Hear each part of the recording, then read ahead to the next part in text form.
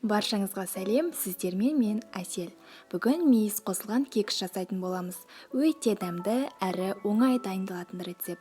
Сіздерге ұнайды деген сенімдемін. Сондықтан видеоны соңына дейін көріңіздер.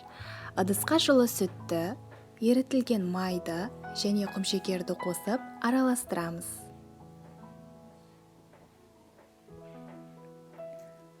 Үстіне 3 жұмыртқаны қосып,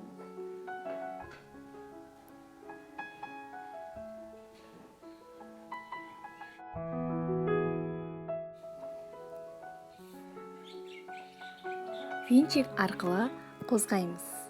Жұмыртқа бөлме температурасында болуы қажет. Келесі ыдысымызға құрғақ ингредиенттерімізді дайындаймыз. Ұнға қопсытқыш пен тұзды қосып, қасық арқылы араластырамыз. Құрғақ ингредиенттерді електен өткіземіз.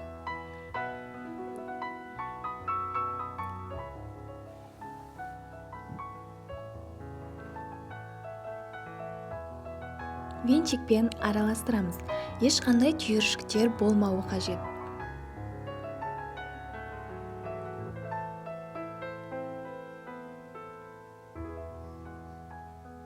Үстіне дайындап қойған мейізімізді қосып, жақсылап араластыратын боламыз.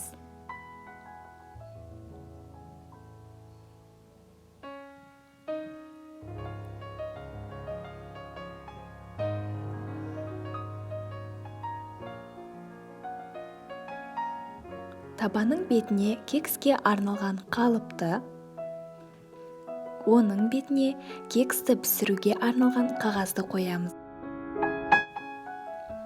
Әр ыдысымызға 2 ас қасықтан құйып шығамыз.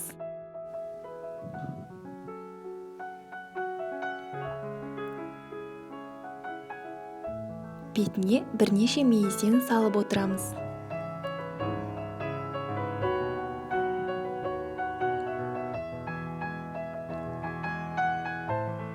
170 градуста 30 минутта пісіріп аламыз.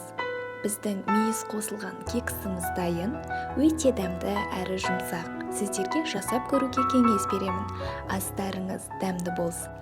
Видео ұнаса қолдау көрсетіп, лайк басып, пікір қалдырыңыз. Каналға жазылуды да ұмытпаңыз. Сау болыңыздар.